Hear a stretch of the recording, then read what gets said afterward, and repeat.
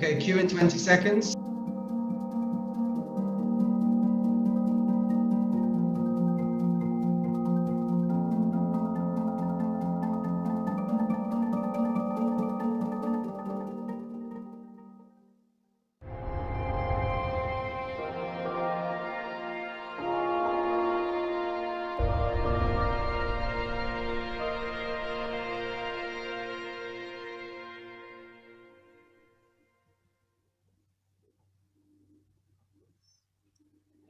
Hello and good morning or good afternoon, depending on where you are, everyone.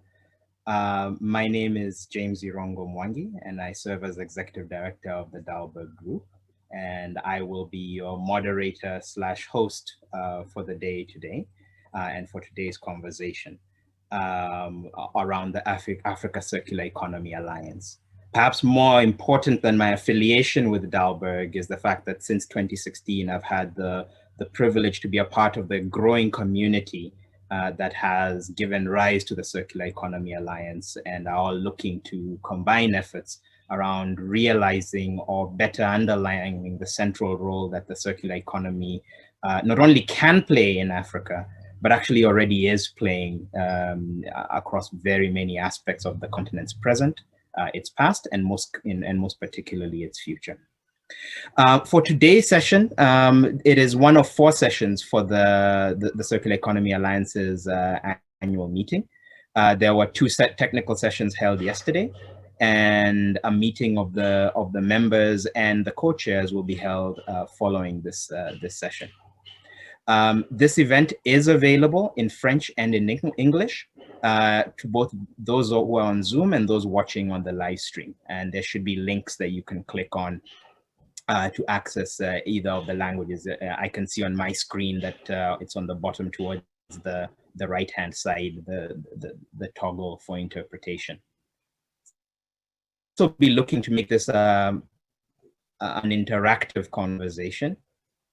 And I would invite you all to submit your questions on the Slido page, which the organizers will now share on screen.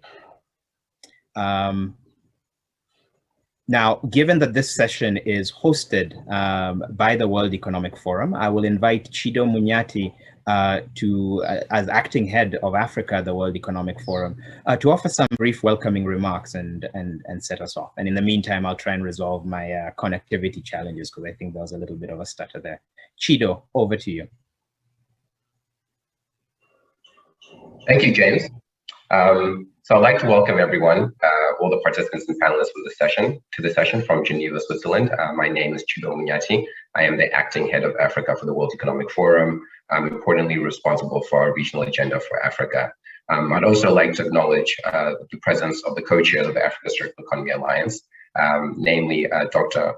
Mujawa Maria, the Honorable Minister of Rwanda, as well as Dr. Abubakar, Honorable Minister of Environment for the Federal Republic of Nigeria. The circular economy is an important opportunity globally, and today's session will show that this is particularly true across the African continent. The forum has had a program on the circular economy since 2012 and has long supported this agenda. The Circular Economy Alliance was first conceived as a concept at our 2016 World Economic Forum on Africa in Kigali, and since then the forum has supported the co-chairs of the alliance to build this vision of a country-led circular economy which can drive forward change across the continent. Importantly, today we publish a piece of research in collaboration with the Alliance outlining the 5 bets for the circular economy across Africa. The 5 bets for the circular economy on the continent are food systems, packaging, the built environment, electronics, fashion, and textiles. Indeed, the pandemic has created a unique opportunity to reset the African economy on a path towards greater economic sustainability and low carbon development. This report was created on behalf of and in consultation with the Alliance by Dalberg, the World Economic Forum, the African Development Bank, with support of Danida. Finally, I am delighted to pass over to Dr. Abubakar, the Honorable Minister of Environment for the Federal Republic of Nigeria, to kick off the proceedings. Thank you.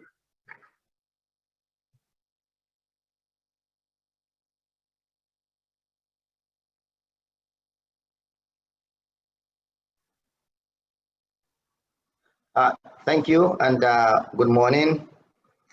Excellencies, co-chairs, distinguished panelists, the ACEA Secretariat, and distinguished participants, good morning.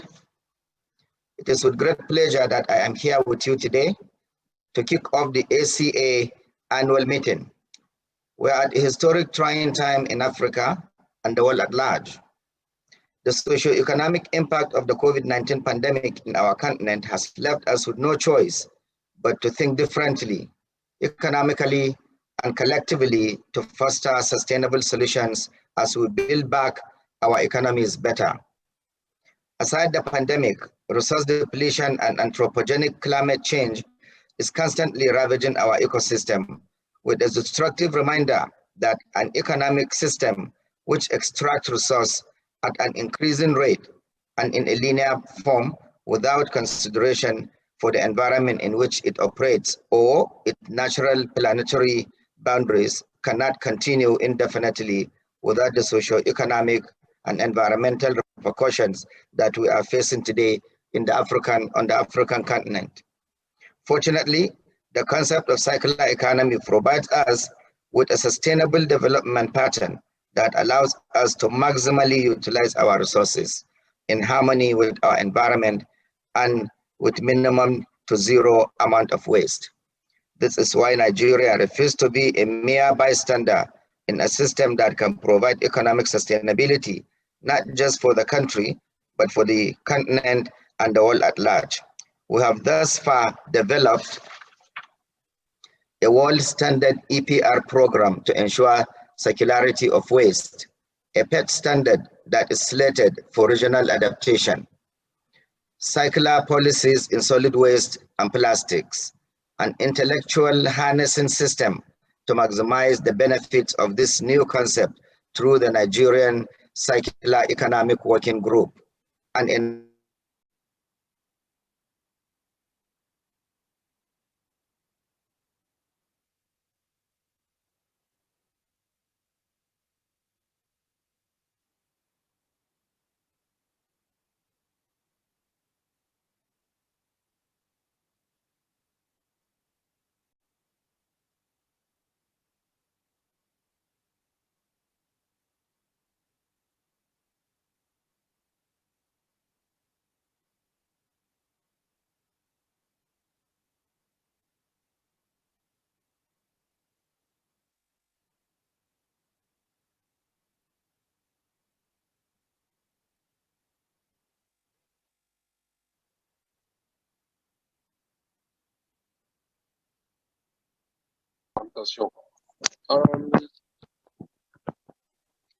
Pendant que nous vous avons avec nous,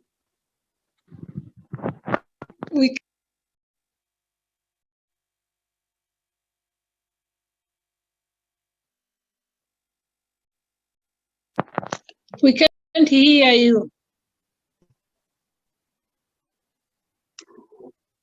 Can you hear me now? Yes, James, we can hear you. Yes. Thank you all. And unfortunately, we seem to have had a connectivity challenge with the Honorable Minister's feed. But I think his opening remarks did go quite far to setting the groundwork and indicating some of the strides being made, particularly in Nigeria, am I being heard? around the circular economy. Sorry, beg your pardon? But I think the point and the gist of the remarks did come through. I think a good part of the reason for today's meeting is to launch the ACEA Circular Economy report titled 5 Big Bets for the Circular Economy in Africa, and the new ACEA website. Can you hear me? Hello? Can you hear me? We can hear you. Yes, we can hear you. Would you like to continue?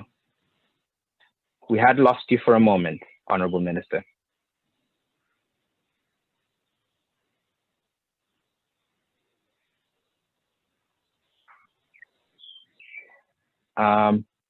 members of the Honorable Minister, I think we're having some connectivity difficulties, and we will move on in the schedule, and we will liaise with you behind the scenes to figure out how the matter can be resolved. In the meantime, we will just officially launch the research report titled "The 5 Big Bets for the Circular Economy in Africa." This piece of research was commissioned completed in collaboration amongst the World Economic Forum, the African Development Bank, and Dalberg. You will find the report in a link on the live stream page, or you can go to the ACEA website, which was also launched today, which is aceaafrica.org. The report is a strategy document to help guide the work of the Alliance in reaching its vision of a transformation to a circular economy on the continent, which provides not just jobs, but economic growth and positive environmental outcomes as an integrated whole. The linear economy model is, as the Honorable Minister already noted, fundamentally unsustainable and leaves the continent vulnerable, accelerating the need for a different economic model. For example, as we talk about ways to boost Africa's agricultural productivity, we can often lose sight of the fact that between 30 and 50% of food production is lost in post-harvest, with even as we're looking at 46% of the continent's available land being affected by desertification. The circular economy can address the impacts of a linear model and support recovery from. And I would just ask that everyone kindly mute. Thank you. And can address the impact of a linear model and support the continent's efforts to recover from, what has been a remarkably disruptive year with the impacts of the pandemic. Over $3.2 billion is estimated as the value that could be unlocked from raw materials in domestically generated e-waste on the continent alone. So $3.2 billion of value sitting in our landfills and our disposals of electronic waste purely from what we generate on the continent. This is excluding what we know is a substantial flow of imported e-waste. In the 5 Big Bets report, to assess opportunities, the Alliance prioritized areas for further assessment by assessing sectors. And we looked at their circularity potential, their economic significance to the continent, their potential to support transformative impact, and their momentum. From this prioritization, we identified 5 big bets, which emerged quite clearly. Food systems, which, and Chido already mentioned these, so they should come as no surprise. Food systems, packaging, fashion and textiles, electronics, and the built environment. There are many opportunities throughout the value chains in these areas. And to be clear, while these are the 5 biggest bets, we are not saying that there's not a wealth of circular economy opportunities elsewhere. Having said that, within each of the bets, a few specific ideas really arise as the big bets. One is in food systems, the conversion of food waste into carbon negative compost fertilizer. That's improving the fertility of our soils and making use of what would otherwise be a net loss. In packaging, it is recycling systems for plastic packaging, which we'll hear more about today. In fashion and textiles, it is transforming used fashion and textiles into garments for commercial export markets. As we all know, particularly across Africa, the question of the used textile market is a fraught one that has often had good arguments on both sides. We take a view on how it could actually become a win-win opportunity, not just for the continent and its economy, but for the planet as a whole. In electronics, it's supporting substantial recycling and collection facilities. How do we actually organize ourselves to tap that $3.2 billion of value that's literally just being thrown away every day? And finally, in the built environment, using mass sustainable timber as an input for construction. To take advantage of these opportunities will require enablers, including a supportive and harmonized policy environment and set of actions, business development services to support and scale circular economy businesses, particularly in helping them navigate the particular idiosyncrasies of the circular economy. We will also need data and information to support improved decision-making. It's all very well and good to say that there's a big opportunity, but the key decisions sit in the specifics, and data can help us nail down the specifics. Access to financial services and helping financial service providers to really understand the sector and its opportunities so that they can identify bankable opportunities. And access to technology and enabling infrastructure in order to realize the opportunities.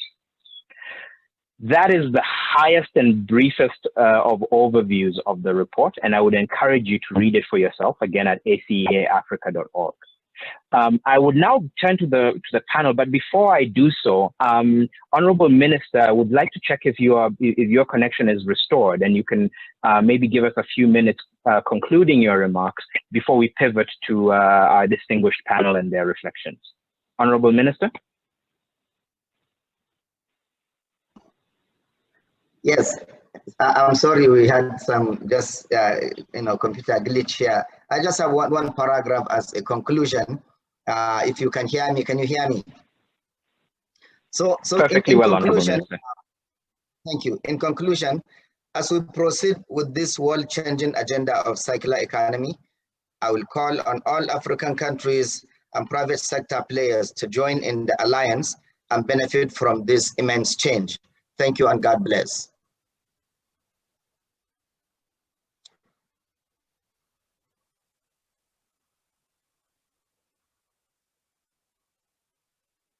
Just the last bit. Oh my goodness. I don't know. Did you hear me? Sorry. I did hear you. We did hear you. Okay, just the last bit. I do not need to go back. I'm sure it just stopped just when I was about to conclude was when we lost connection. I hope you have heard my previous remarks before the disconnection. We did. And we also heard your closing remarks just now. Thank you so much for persevering through the technical difficulties and for so clearly laying out the task before us and the momentum of the work that's already begun in Nigeria. And I think it gives us a very natural segue into the conversation we're about to have, building off of both the remarks of the Honorable Minister, the highlights of the report, particularly around the big bets that are there proposed, as well as the perspectives of the panelists that we are about to hear from. And so the first question I would like to, I would like to anchor us in a conversation about the big bets and their impacts on the circular economy in Africa. These are 5 areas of opportunity that have emerged, and it will be useful to hear reflections from a range of backgrounds: the African public sector, global actors, the private sector and multinationals, the informal sector, and then eventually from you all in the audience or among the participants in this conversation. And with that, I'll start with you, Honorable Minister Dr. Jean-Jacques Mujawamariya. You are the Minister of the Environment of Rwanda, a country that has been at the forefront of the circular economy agenda alongside Nigeria and others for really since the beginning of this conversation about the alliance. Looking at those 5 big bets, how do you assess their relevance to the context of Rwanda? Where do you see the biggest opportunities or the biggest challenges in realizing those 5 big bets? Honorable Minister, over to you. Thank you very much.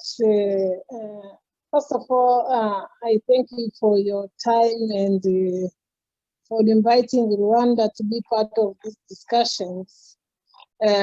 Actually, coming back to the questions on how relevant do I think these thematic areas are to the African economy, to Rwanda, did I hear you correctly? That is correct. Yes. I think the chosen theme or the chosen thematic areas are very relevant. Taking an example of Rwanda, for example.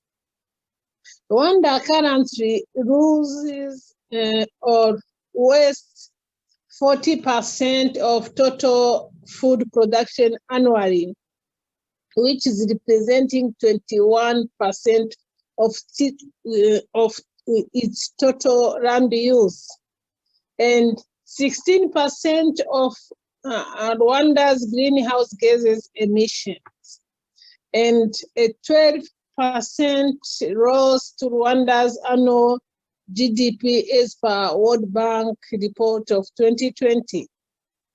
Opportunities to establish beneficial processes at scale and reduce organic waste losses are therefore critical to Rwanda achieving its green economy ambitions, meeting its international treaty commitments on food, loss, and waste, and of course, contributing to countries' inclusive Vision 2050 growth ambitions. On the other hand, ladies and gentlemen, banning of single-use plastic bags and other plastic items has created challenges for the packaging or alternative packaging of food and other products. Even though a number of businesses have been started to create sustainable alternatives for product packaging, there is still an investment opportunity to meet packaging market demand, given that over 70% of packaging products are still imported from abroad, from outside Rwanda. At last, textiles have become an increasingly priority industry in Rwanda, as signified by the Made in Rwanda policy, which prohibits the import of second-hand clothes. As the government prioritizes improving the competitiveness of Rwandan clothing export by boosting the manufacturing sector, there is a direct need for sustainable waste management intervention that addresses textiles. At current, there are no recyclers involved in textile waste management, which has meant that waste garments primarily end up being illegally burned or dumped. Artisanal textile repurposing businesses have been launched in various locations of the country, but these remain at small scale. Therefore, a new textile economy based on circular economy principles would lead to better outcomes.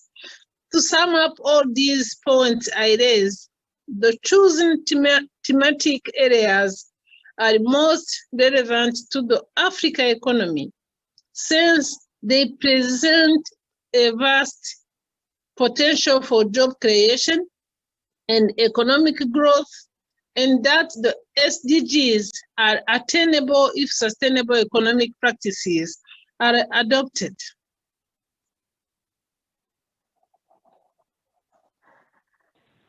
Thank you so much, Honorable Minister. You highlight some two powerful areas of opportunity. One is, behind the inspiring story of the committee, the plastics ban, that where Rwanda was one of the early pioneers, are the real and practical challenges of building a sector that can really kind of meet the packaging needs of a growing economy. And that calls for innovation, it calls for new technology, it calls for investment.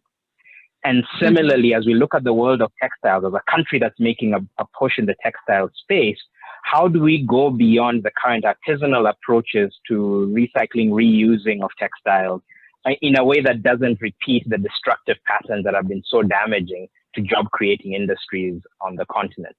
I can't think of a better segue than to you, Lorna. Lorna Ruto, you are an entrepreneur, an innovator in the circular economy as the founder of EcoPost. More importantly, you have had the experience of trying to build new innovative businesses that rooted in the real conditions on the ground, and try to respond to this challenge.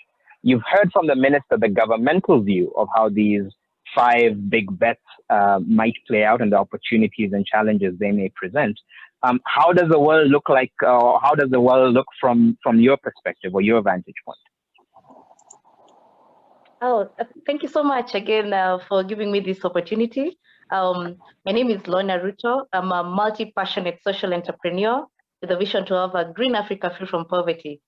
So actually, I looked at the thematic areas and they are very relevant. And I will really focus on packaging. And as you mentioned, as ACEA mentioned in their website, in the last 50 years, plastic production has surged from 15 to 350 metric tons in terms of production. That is serious. And how much plastic waste is littering our streets every day? It's over, like in Kenya, so much plastic waste is produced, and even almost 70% of it ends up in the landfills, clogging our sewers, littering our streets, and even encroaching into people's homes.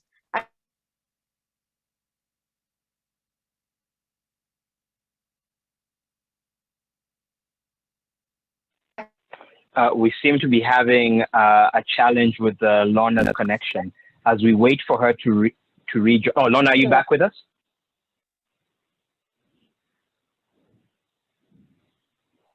Lorna, you're on mute. Thank you. Yes, sorry. Thank you.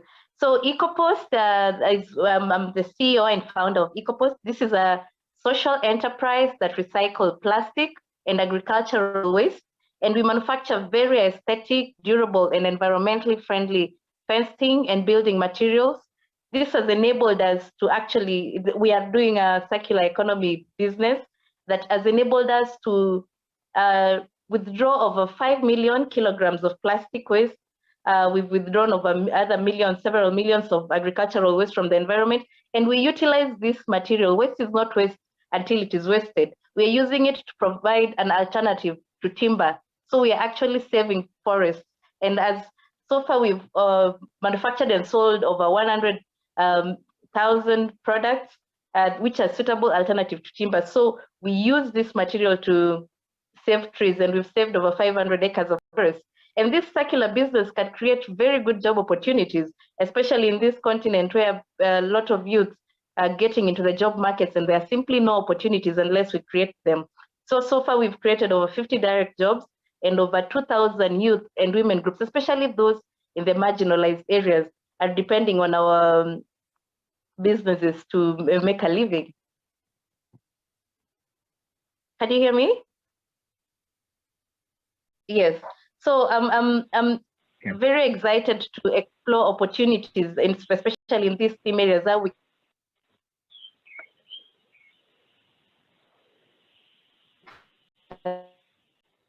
can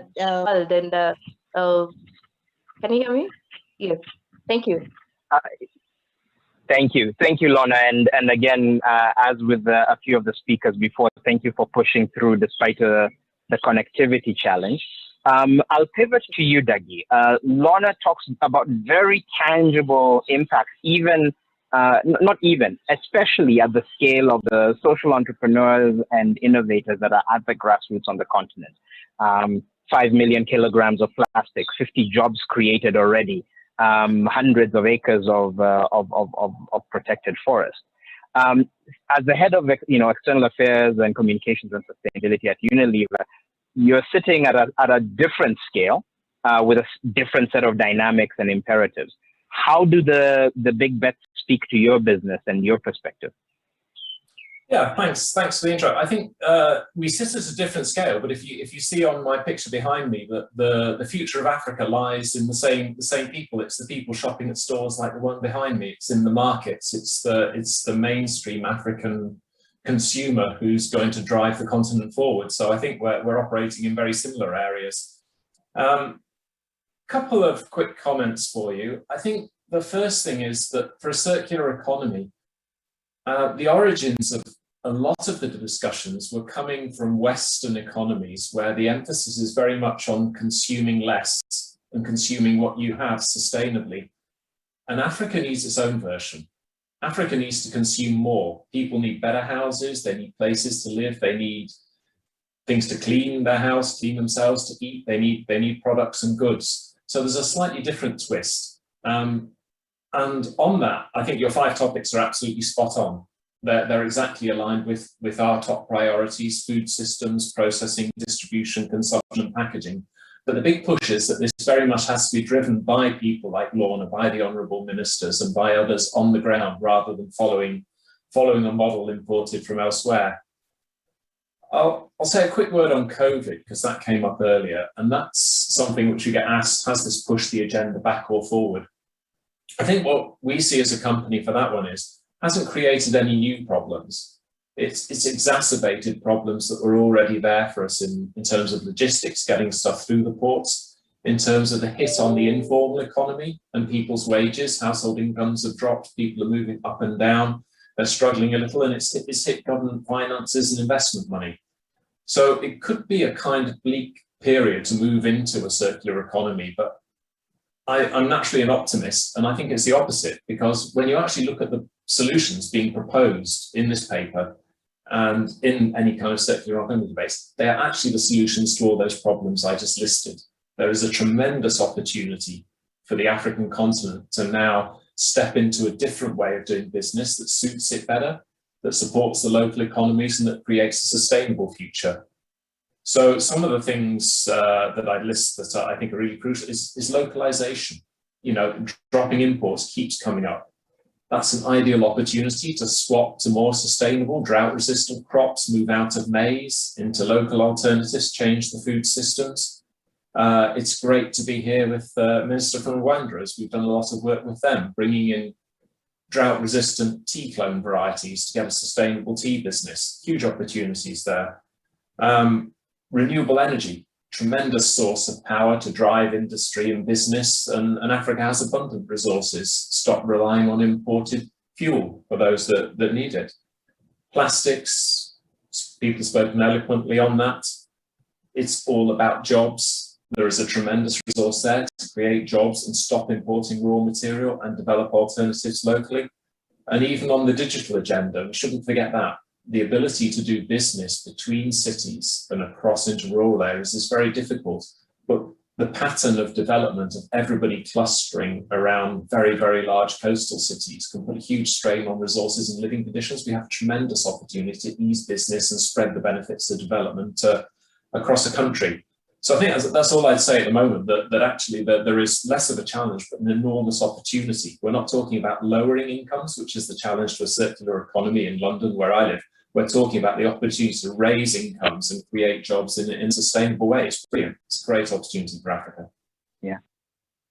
And I think, Dougie, a powerful point embedded in that is, as you ably noted, coming out of the COVID crisis and the attendant impact on the African economy, there's a huge challenge around managing trade deficits and really bringing economies back on stream and making the most use of the resources already in country and already deployed through the circularity effect is really a huge opportunity. Before I come to you, Jyrki, I wanted to invite all of the participants to go to Slido to submit their questions. There is a platform. I think a slide will be put up with the link to the site. So you can scan that on your smartphone, and please start to submit questions and reflections. We want to keep this a free-flowing conversation. So once we are done with the first and second rounds of points in this with the panelists, we'd love to have a rich stock of reflections and questions from you, the other participants. But with that, we'll turn to you, Jyrki Katainen. In addition to being the president of Sitra, you have served at the highest levels of policy making and governance in Finland, in Europe, and will have a particular view on how this picture that we are painting for the African continent either reflects the lessons and learnings of Finland's or Europe's broader journey, or, as Dougie says and astutely notes, might strike a different note in terms of the context it sits in. So what are your reflections on those big bets? Thank you, James, Honourable Minister, dear co-panelists. Actually, the paper looks very good and promising, and I very much agree with what was said by the previous speaker. It looks like it's enabling roadmap for greater inclusive growth. But also in Finland, circular economy business is relatively young, but we see steady, fast and clear development towards the circular economy. There is a number of new businesses rising, but even bigger impact comes from the classic or traditional existing industries, which are changing their business models, being a circular economy or being according to circular economy principles. I give you an example, which is a tractor manufacturer, classic traditional Finnish tractor manufacturer, which has put a deposit scheme to gearboxes. They want to get the broken gearboxes back for refurbishing. And after the refurbishment, they resell the same gearbox, which is as good as a brand new. And this is a profit-making business area because the company can get savings from the raw material costs.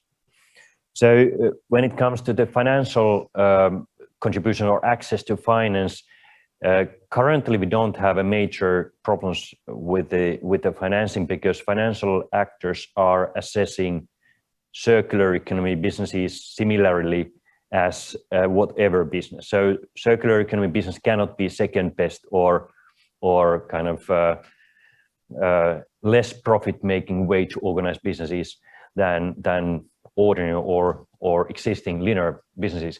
Circular economy is just a new way to look at how to produce more sustainable products and services. My second point I want to raise is the international free trade. And here I see clear opportunities for the African continent as you have accepted African free trade area. So this can be an enabler for creating better markets for circular economy products and services across the continent.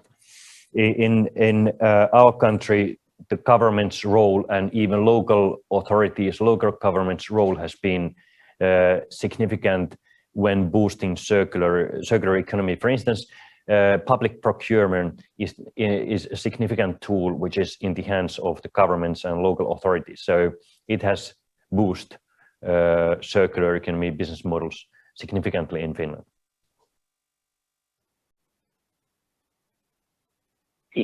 You already started to touch on a very, you very smoothly began to segue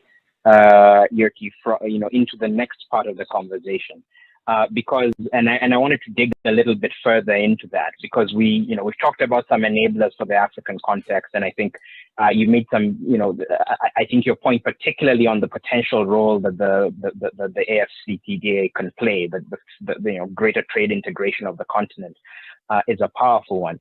I think many people listening in this conversation would recognize that Finland has been a leader and a pioneer in really embracing the circular economy.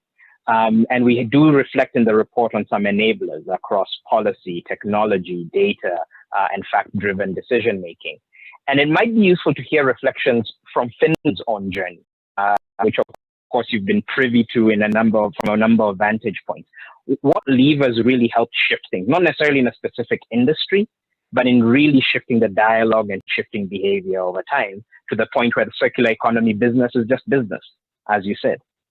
Yeah, I could raise 4 different viewpoints. The first one is education. So strong investment in education is key, one of the key enablers. Once younger generations understand the logic of circular economy, and once they understand the role of individual consumer, it creates a new demand for circular business models. Sitra has been active in this field too. There's already over 100,000 students across educational levels learning about the circular economy. The second point, I want to come back to what I already mentioned in the previous discussion, namely market regulation. I used to be a vice president of the European Commission, and I was in charge of market regulatory measures promoting circular economy. And this is very important because circular economy is just a more sophisticated version of market economy. And in order to boost new market economy, circular economy, we need better market. And it means we have to adjust our regulatory environment for being encouraging for circular businesses. So here again, the free trade area of Africa can play a significant role. You can also regulate your domestic market, which has been the case in Finland. But as Finland is part of the EU is even more important regulator for our businesses than our national government. That was my second point. The third point is building a circular economy roadmaps, which has helped in Finland from an overview of what the state and directions of circular economy are within a country. This has been very important for the governments, but also all the potential stakeholders, because the process has been inclusive. So now the government has a roadmap how to promote circular economy, and they have a vision from private sector and other stakeholder on this issue. And my final point, I'm sorry I repeat, but this is significant element. It's a public procurement. So there are plenty of good examples where public authorities have included circular economy to the conditions they are asking from producers when they have launched public procurement processes. And as governments are a big users of money, this really can be a game changer. So public procurement is a good way to promote circular economy. Thank you so much, Jyrki. Definitely some good thought starters there. And a good segue to you, Honorable Minister Mujawamariya. You're sitting, at a different part of that same journey in Rwanda, formulating a direction and trying to drive a circular economy agenda. What are the particular plans or types of ideas that countries across Africa, because you're of course also talking to your peers, but particularly Rwanda, are looking to embrace, and how do you really ensure or drive follow through on them?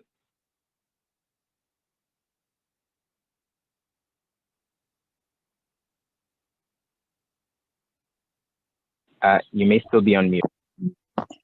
I couldn't hear you properly. Can you repeat again?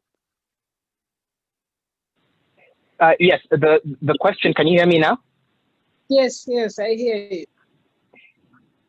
So the question was, we've heard from Jyrki about Finland's journey and what some of the levers that proved relevant and powerful for them.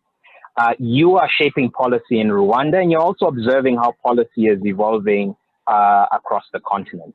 And it would be useful to hear what kinds of plans are at the heart of how you're looking to drive circular economy across areas like regulation. Of course, we've seen things like the plastic ban, but what else, what levers are you looking at besides that as enablers of further progress in this area?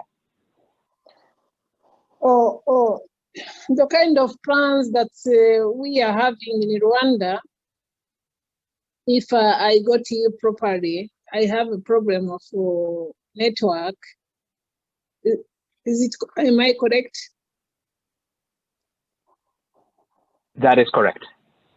Yes. In Rwanda, we have different plans for circular economy.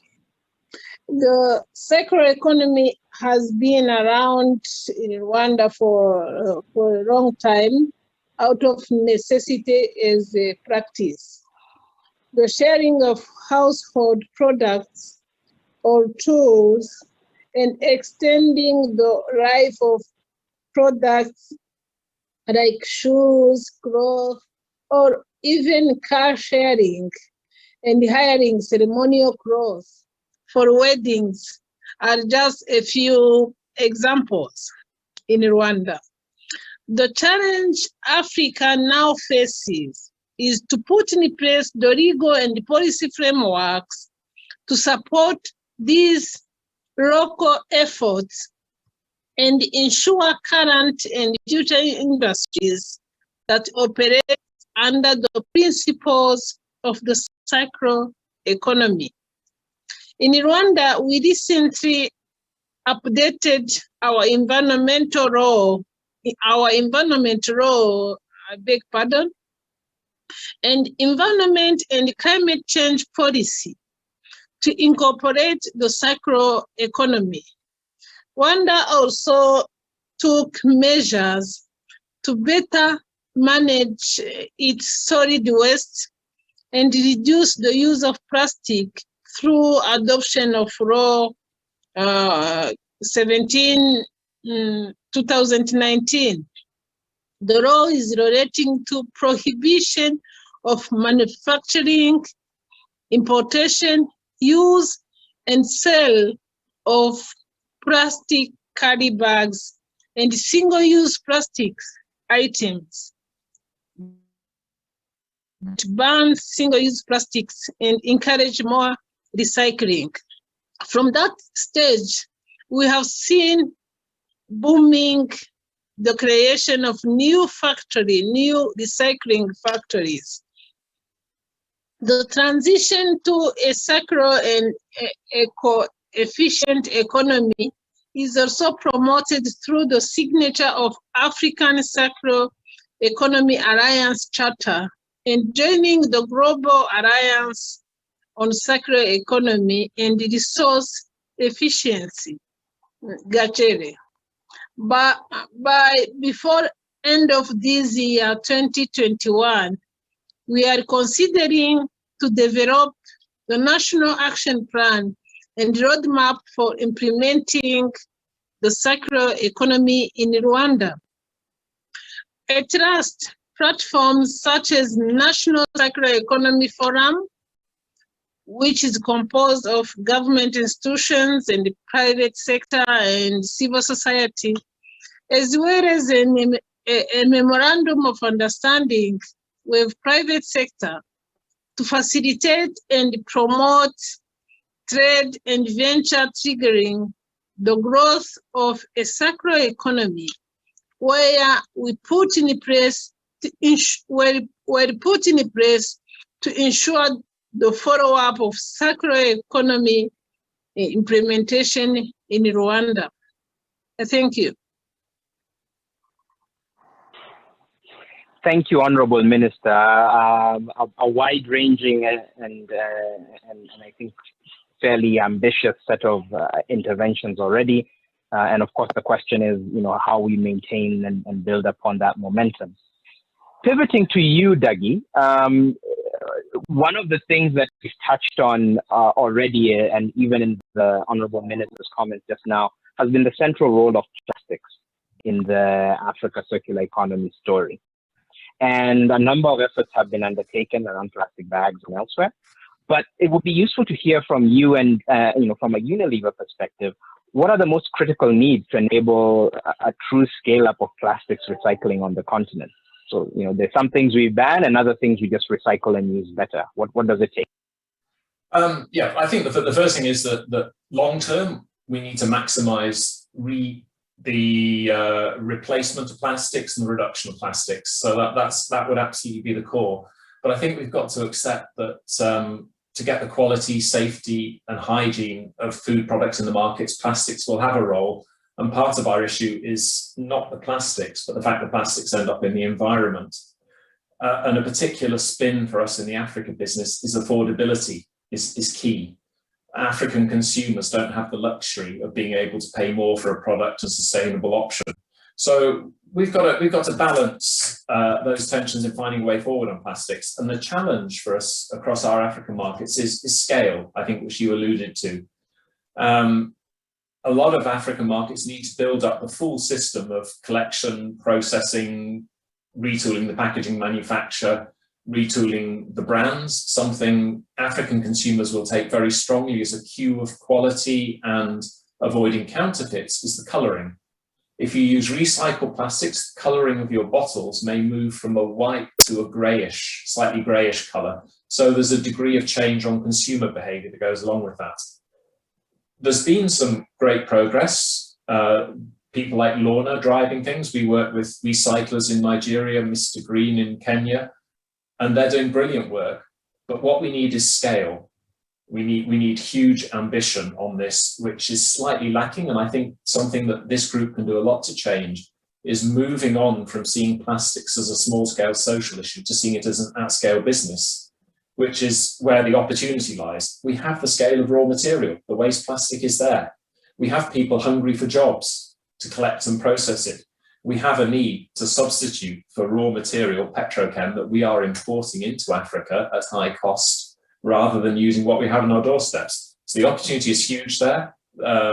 A lot of the international companies and the African Plastics Recycling Alliance are behind this.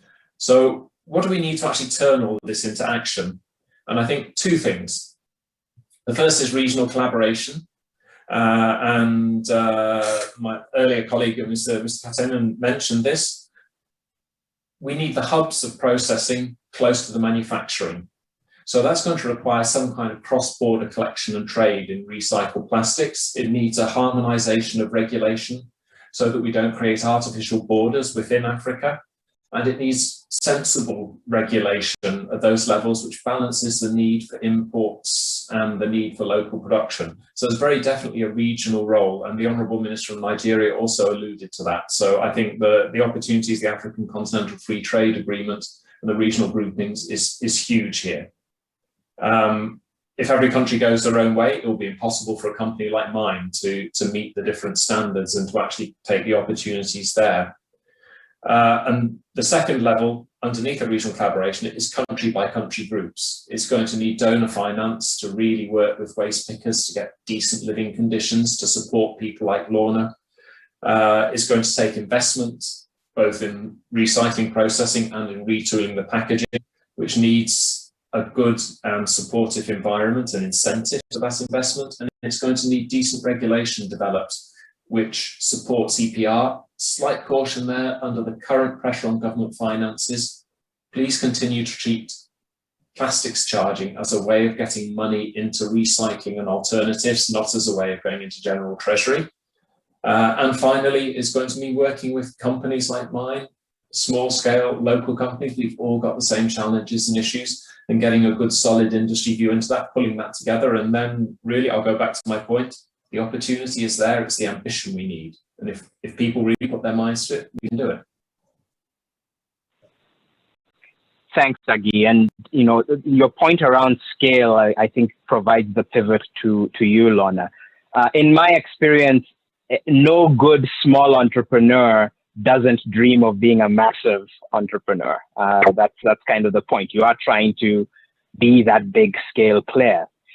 What are the barriers or challenges in the current operating environment that act as a brake on that process of scaling of this business? Thank you so much. I was actually very excited to listen to Doug setting out all the kind of challenges actually we are really facing, and how small startups are, okay, we are currently on the growth stage, are trying to, the challenges we're tackling, we should be helped to implement this kind of projects. I was very excited to hear that you're looking at probably even providing investment opportunities to support recyclers and green entrepreneurs. We really need to be helped. We need enabling environment. Policymakers, we need you to come up with policies that can support green entrepreneurs, surely. Even we find that entrepreneurs will hardly get these green procurement opportunities. These are left to these able-bodied people who have been in these businesses for so long. And it's better that if all these circular, even green enterprises were considered. Why is it that our governments are probably not even helping us, giving us tax subsidies, tax incentives? These things, sometimes it makes it so hard that it would be necessary to even close down. Why can't we be as supported even as we are starting up and as we are continuing, and provided these opportunities to go ahead and provide these businesses that will increase social, economic, and environmental impact? I also feel that we need proper infrastructure, better infrastructure.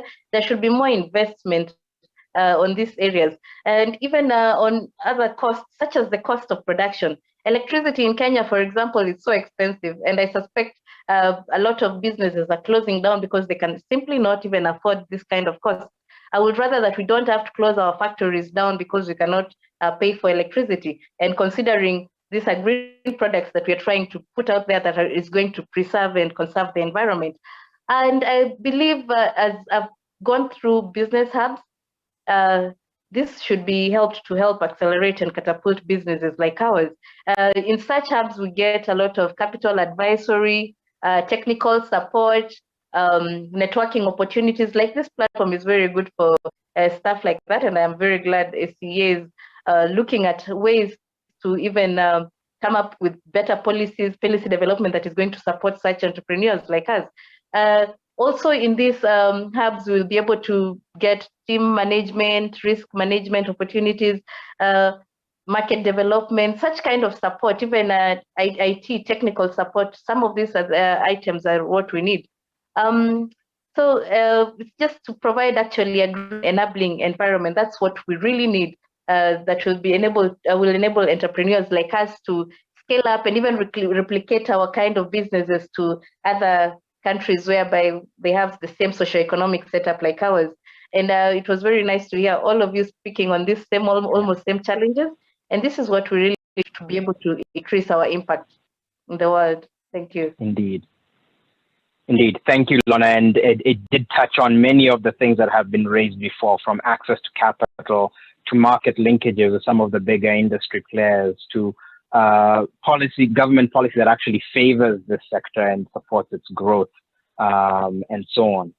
As we pivot towards engaging with some of the questions that have come in, I did want to turn to another leader in this industry on the continent, Samuel Alemayu, the Global Managing Director of Cambridge Industries, which is a developer of green parks, or sustainable city parks rather, that incorporate a range of waste management and other circular economy services. Samuel, you've heard the conversation, and you also got a sense of where the report and the big bets and enablers are going. Any reflections from a practitioner standpoint as we open the conversation up a bit? No, absolutely. Thanks a lot, James, and for everybody that was on the panel. We loved the report because one of the key things that we have seen as operators on the ground is to make sure that lessons learned from one country to another are easily shared. And as Doug was saying earlier, making sure that you have a unified policy, a unified way of ensuring that what works is duplicated consistently. We have been at the various range of circular economy, from making sure that disposal is done in a sustainable, environmentally friendly way, but also making sure that it's done in large scale so that you do not have various small scale projects that have a hard time of ensuring that full amount of waste is disposed properly. But I just wanted to mention one of the projects that we have seen and we're actively working on, which has been super exciting, is the introduction of microbes as well as insect farming to ensure that we're able to produce high quality products from waste, kind of putting that into the circular economy. Most importantly, within insect farming, to be able to turn insects into chicken feed, fish feed, but also chemicals that are used, including chitosan, that are potentially used in the pharma industry, the cosmetics industry, and become high quality exports as well as inputs into the industry. But again, I think at the end of the day, the more we empower the private sectors, local innovators to be able to share ideas, but work in an environment where things that are working in Rwanda could easily be duplicated in South Sudan and Djibouti, Kenya, will go a long way. And at the end of the day, the name of the game is collaboration. So this is a great start in spur collaboration on what is working and also what could work for others as well. So we really, really greatly welcome this initiative as part of a way to grow the industry. Thank you so much for those reflections, Samuel. A number of questions have come through from the group, and I'll I'll pick on a few and direct them to some of our speakers. One of the earliest questions, and I, just checking that you can hear me. One of the earliest questions really spoke to the question of consumer attitudes, and I think this is foundational. I think, Dougie, you touched on it in terms of how you begin to shift behavior or the implications for consumer preferences of really embracing a circular economy. It would be useful to hear some reflections from you all on that aspect. Once we can talk about the broader ecosystem, but what does it really take to drive a permanent or an enduring shift in customer behaviors or consumer behaviors, as well as their preferences? So both in how they dispose of things, as well as how they purchase and use things, and what they consider to be a quality product. Perhaps we'll start with Dougie. Let's start with you, then Lorna, and then the Honourable Minister and Mr. Katainen, just offering their respective views on what how that can play out in different settings.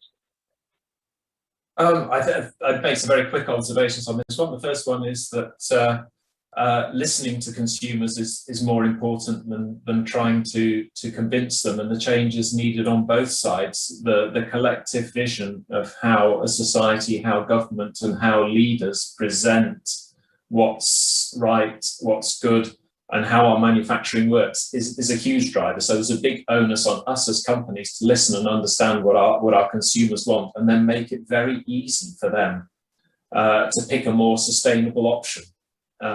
So there is indeed a degree of education to be done, but that's very much standard marketing. So my push would be to get that very much strong sense amongst every policymaker for what the people in the marketplace want and need. And then it's our job to find a way to make that super easy from them. And then literally I would point my marketeers at it, who are very good at their job, and they will find a way to deal with how to present this to consumers and work with them. But I wouldn't overemphasize the consumer is not the block here. The block is all of us around this call making a difference to those systems and changing our attitudes. And then I think we'll get the markets with it. We know what people want: affordable, decent goods. African consumers are very conscious of quality and brand, and they're aspirational, they're well connected, they're smart. It's up to us to listen to them and give them what they want and change the dialogue ourselves. Lorna, does that resonate with you in your business? And I would add also, is there a role for the financial services sector? What can the financial services sector do in helping enable any investments that need to be made towards that? It's an additional question that came through. Oh yeah, thank you, James. Lorna, I agree. I think it's very important even for like financial sector to stop looking at green entrepreneurs, startups, like more risky. We are normally perceived as more risky businesses as compared to the other kind of businesses out there. I think we should be given more opportunities to implement. And even these finances, these are kind of businesses that eventually grow and then they become profitable. You don't have to be asked for all these beautiful collaterals as a startup. We should be considered as the conventional businesses. It doesn't have to be so hard. And then also, I think startups, or even when green entrepreneurs are starting up, they should just go out there and start the business anyway. Finance normally follows. Where if you have a plan, if you think you need to do this, you can create green business. Go out and start it anyway. Where there's a will, there's a way. And then money will start following you. Somehow capital normally gets to a place where somebody has started something. On the other question, for us how to transit to more circular, and there should be a lot of sensitization. And then businesses that have gone into this direction should be supported and celebrated. Sometimes it takes a lot just to celebrate entrepreneurs who are starting something and achieving anything. This kind of even hubs or groups or even platforms that celebrate such entrepreneurs are very important. It goes a long way. And yeah, I think that's it for now. Yes. Super. Thank you, Lorna. Mr. Katainen, coming to you, actually, there was a question on behavior and consumers, but it also ties to another question that came up. You mentioned the central role that education played in Finland's journey. And there was a question on being very specific about what in the education system needs to change, like, you know, what aspects, what dimensions. Can you give some examples of the levers that were pulled in shifting the education system that might be helpful? Is it purely about science? Is it about attitudes? Is it something else? Well, in Finland's case, the circular economy has been incorporated to curricula, so in various education levels. So it's not a different subject as such, but it has been incorporated to different subjects, so that it's part of the normal education, teaching, and normal societal behavior. So that is, I think, the best way to promote responsible citizenship, and at the same time create new and more sustainable market environment when consumers are more aware of current crises, societal challenges, and also more aware of solutions, what, for instance, circular economy can provide. So in that sense, we don't mean that circular economy as such should be a different subject at school, but it's part of the overall way to look at how economy functions, what is the role of individuals, and things like that. Then to the first question, I think there are many classic examples of promoting consumer demand. For instance, deposit scheme on plastic bottles or aluminum cans in various countries have created a basis for individuals to recycle certain products. And now in other sectors too, even in business-to-business trade, the consumers are demanding more sustainable products. So without consumers, without a demand, there is no market, there is not a circular economy.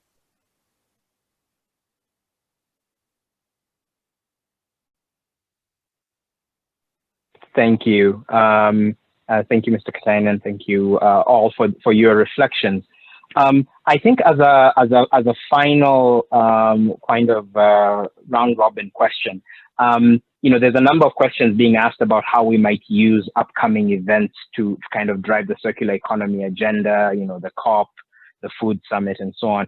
I think the answer to which is really embedded in a point that each of you has made at different points, which is that circular economy is not some side topic that's added on.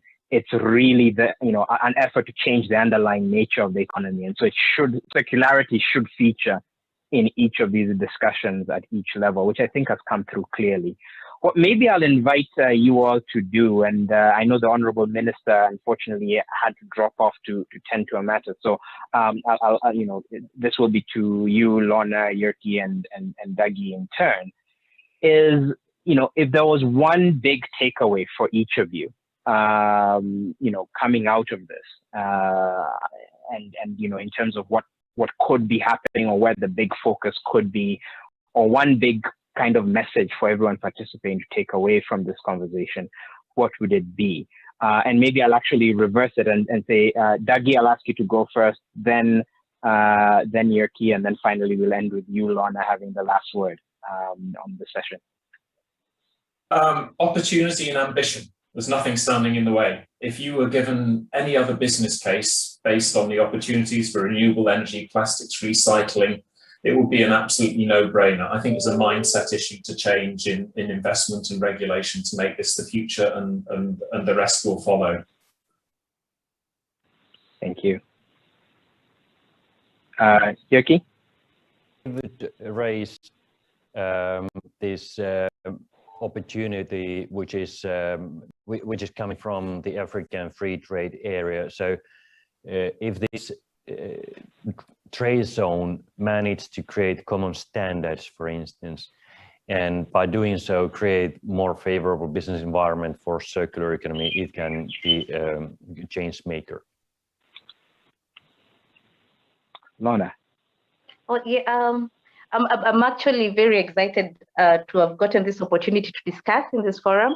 And I'm very glad that there's this African Circular Economic Alliance that has formed. This is a very good start. I believe there'll be good policies coming out of this, and there'll be enabling environment that is going to be created. So I would like to call all policymakers and even people in this kind of platforms to work together with entrepreneurs and even green entrepreneurs, anyone who is trying to do anything circular economy. If you have capability, go out there and help these people. We should be helped to implement this. And I'm very excited we're going to go out there and think impact and create a difference and make a sustainable environment, community, and a beautiful world for all of us to live in. Thank you so much again for this great opportunity. Thank you so much to you, Lorna. And frankly, in your three comments, actually, I think all that's needed to sum up and make a call to action exists, which is recognize that this is a massive and game-changing opportunity at scale, and all you need to have is the mindset of opportunity and following what the market is telling us is possible.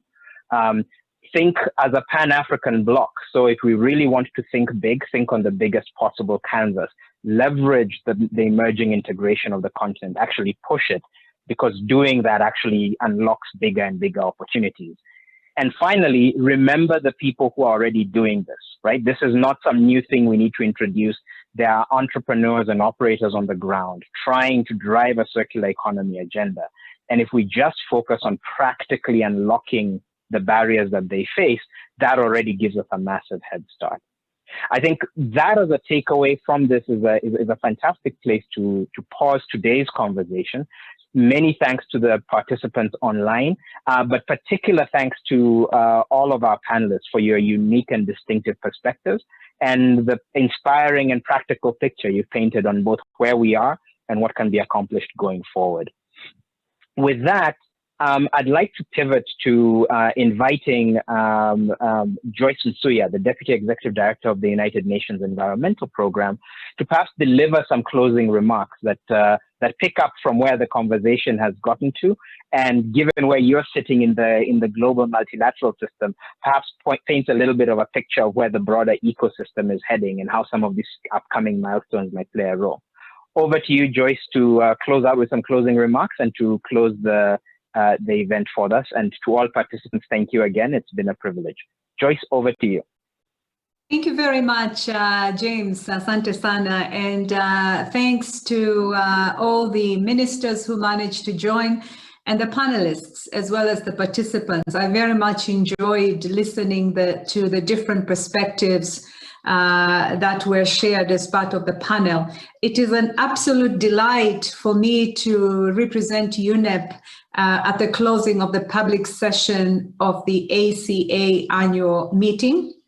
As most of you know, we have just actually have our strategy, medium-term strategy from 2022 to 2025 endorsed by our governing body. And basically the three priority pillars are what we call the three planetary crises: climate change, biodiversity loss, pollution, as well as chemicals. And this discussion from this session has been of interest because we have seen the evidence of the unsustainable consumption and production. And we see circular economy, circularity as a core component of what we can do together with the partners, including small, medium enterprises, to actually help address the problem. But let me also express deepest thanks to the organizers, ACEA, including the strategic partners, Africa Development Bank, World Economic Forum, the African Circular Economy Network, governments of Finland and Citra, the Platform for Accelerating the Circular Economy, PACE, Global Environment Facility, the Konrad Adenauer Foundation, European Union, as well as my colleagues in UNEP. I have enormously enjoyed reading the report in preparation for this meeting.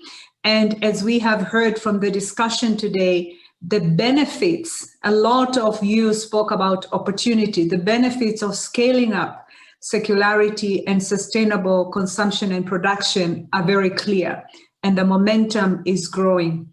with many opportunities that have been presented from the 5 Big Bets for the Circular Economy in Africa report, which has been launched today, but also from your practical experiences, the evidence is very clear. But building on the opportunity, let me just cite one number. We do know that circular economies could generate up to US dollars $4.5 trillion in annual economic output by 2030. And by just exploring this opportunity, we would also accelerate the pace of sustainable development goals. So with such a compelling case for action and the ambition, now is the time to actually translate ambition into real opportunities and actions. But also, given the COVID environment, to look at circularity as a potential opportunity to address some of the job losses issues that have come up after the as we are going through the pandemic. So let me just highlight the 3 sectors mentioned in the report, particularly focusing on the opportunities. If you look at electronics as a major source of raw materials and major consumer and importer of new and second-hand electronic equipment and goods, Africa generates large amounts of e-wastes, 2.9 million tons in 2019, with only 1% recycled. This is from the Global E-Waste Monitor report of 2020. On textiles, the African textile sector, with a 5% expected annual growth rate until 2014, is threatened. And most of you talked about the import of second-hand clothing, which undercuts the pricing of new textiles whilst generating huge volumes of waste.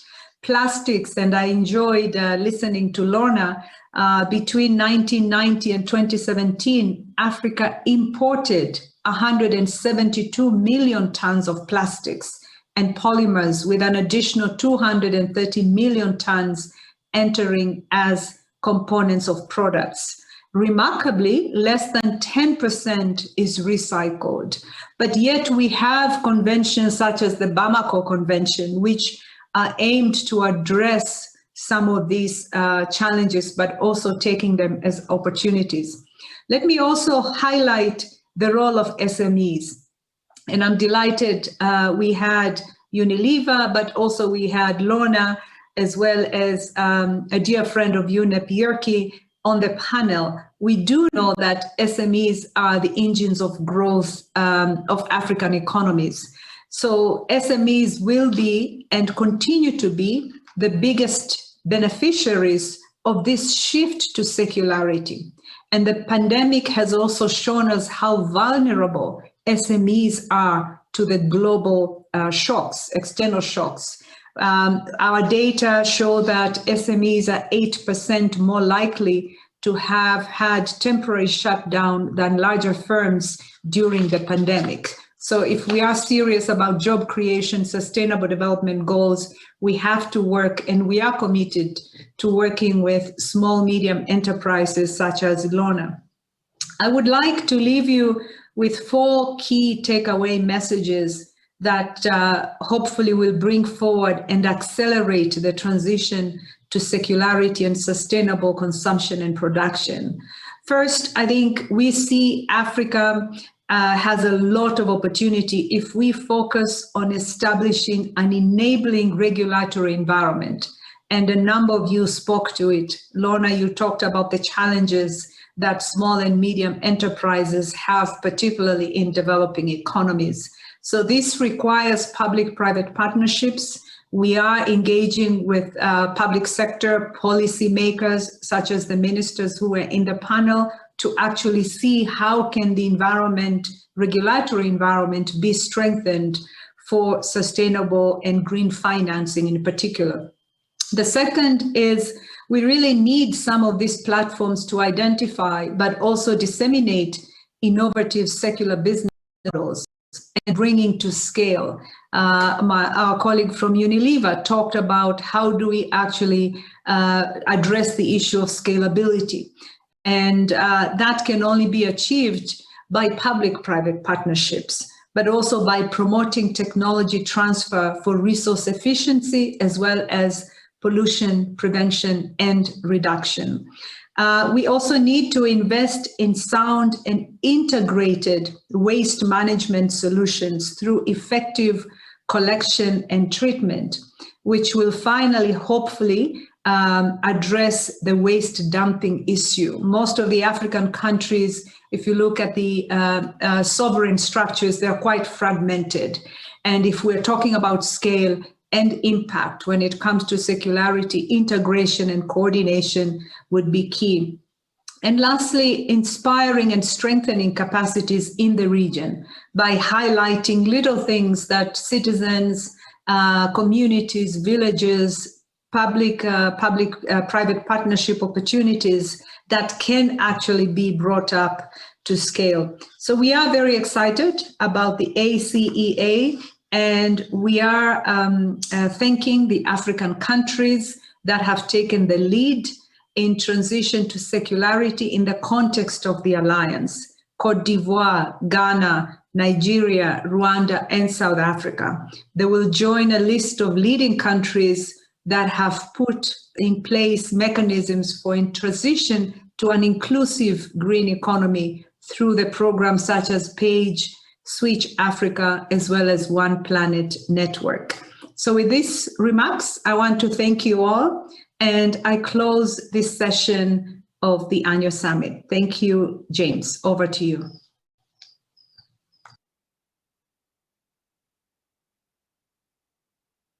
Thank you, Mr. Suya, and thank you all for joining us today. I think the session is at a close, and invite you all to continue on the circular economy journey, and see you all again next year when we gather again to see what progress has been made and what new opportunities and challenges present themselves.